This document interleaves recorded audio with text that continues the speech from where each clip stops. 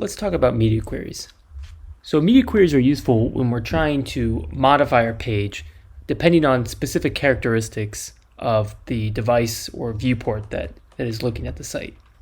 So for this example, I have a simple row that has 4 cards on it, and we're going to be conditionally hiding or showing these cards depending on whether or not they match a specific media query. So this page looks like this. You can see my 4 cards. They're labeled small only, medium only, large only, and print only. And our goal is going to be to display this card only when the viewport matches this description. And for the purposes of this, I've defined small as 567 pixels and smaller, medium to be between 768 pixels and 992 pixels, and large being 992 pixels and larger. So when we look at the media query syntax, the first thing we need to do is define the media query with the @media keyword. And once we've done that, the next thing that comes up is the media type. Now, there's 3 media types that we'll consider here, but there are more that are available. So the first one is all. And what that media type is it means this media query is suitable for all devices. The next one we have is screen.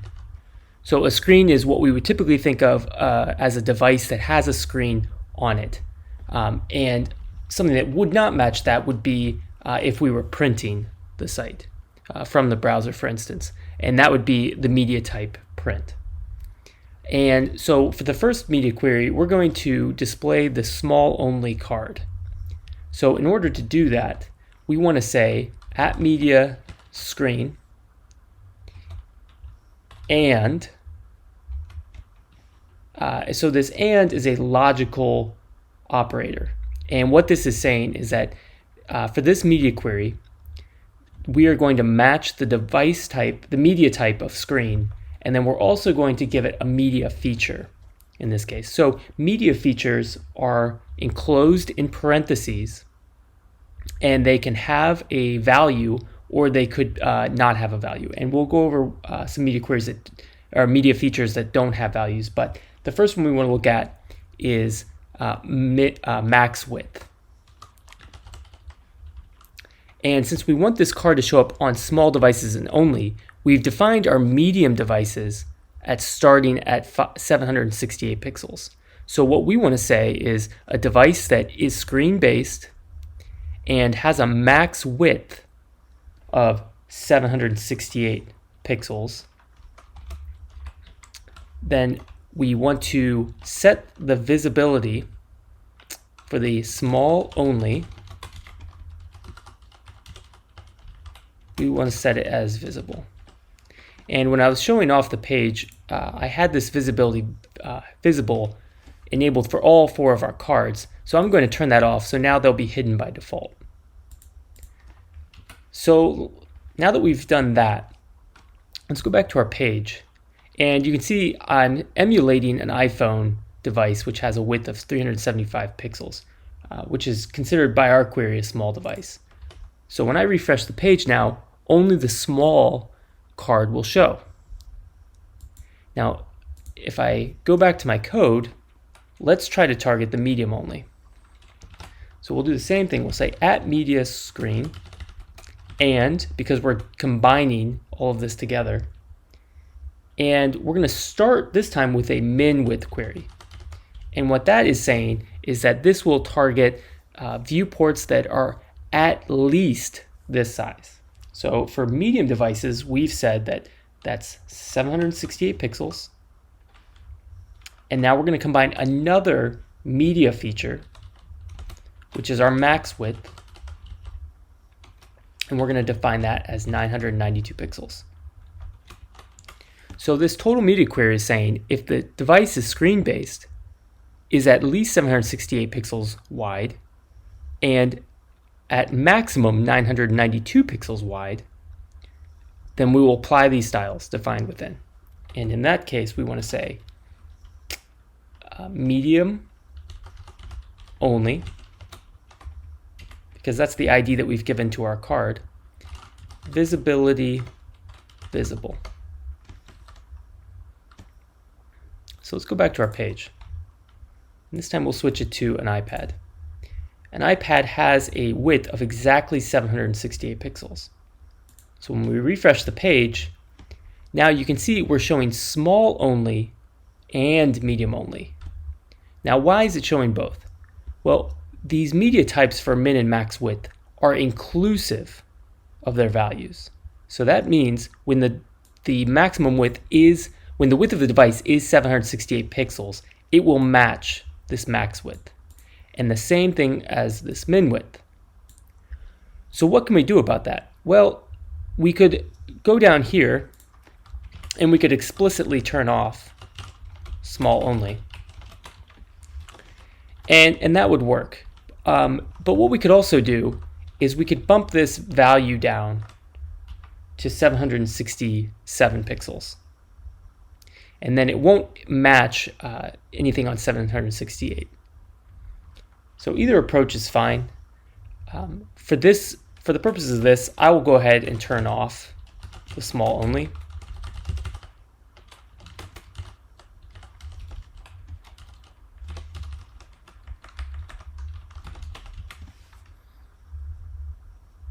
And so now when we go back to our page, we can see we're on medium only.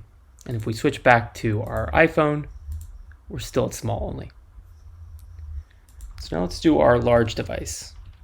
We'll start with @media, screen, and min width, 992 pixels, and max width. For this purposes, we're going to target all devices that are everything above 992, so we actually can stop there, just like we stopped with the small devices. So we will go down here, and we will say, first we'll turn off the medium only, because it will match the 992 pixels on this max width. So we will say visibility hidden.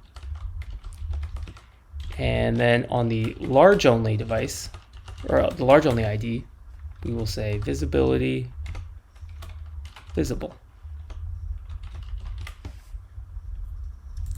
So now, if we go to our large device, which is a laptop, and this laptop has a 1280 pixel width, we refresh, we see our large only. If we go back down to our iPad, we see medium only. Go back to our iPhone, small only. So we're still doing pretty good. So the last one we need to target is this print only. In order to do that, we need to change our media type, because up to this point we've been using @media screen. So if we say @media print, and for this example, we don't care necessarily what the width of the device is. We just want to know, are we in a print style, a print mode? And for that, we'll go to print only, visibility visible. So now, in order to see this, we'll put this on a laptop mode. And for this one, what I'll do is I will open up the Chrome command and say show rendering. And that will give us a special menu here, which I can scroll down and say emulate CSS media type, and I can say print. And when I go back, we can say print only, and we can see it shows up correctly. So now that we've looked at these media types and media features, let's consider a couple other media features that we might want to use in our styles. So the first one I want to look at is @media and prefers color scheme dark. And this media feature will look at the user's setting and determine if they prefer a light or a dark color theme. So for instances, in newer versions of Mac OS X, they have dark mode and light mode. On a lot of mobile devices, they'll have the similar thing. And we can use this to change our site theme to a dark or a light theme, which is pretty helpful. The other one is more of an accessibility concern, and that is prefers reduced motion. So this media feature is a little bit different than the one we've looked at earlier, which usually have some type of value associated with them. This media feature doesn't take a value, it's just whether or not that value is set. So if the user has marked in their operating system or in their browser that they prefer reduced motion, then this will be true, and then the styles that are defined in here will apply. So there's a couple other operators that we can use that we haven't looked at yet, and I'll just go over those briefly. So one example would be if we wanted to target more than one media type. We could say print, comma, screen, and this comma serves as an or. So basically what we're saying is print or screen. And from a high level, that's basically it with media queries. There is a lot more that you can learn about that. I encourage you to read the documentation on MDN to get kind of familiar with some of the other combinations that we can use for logical operators, or the different media features that are out there. There are quite a few, and they all have different characteristics. So hopefully this video was helpful for you, and I'll see you guys later.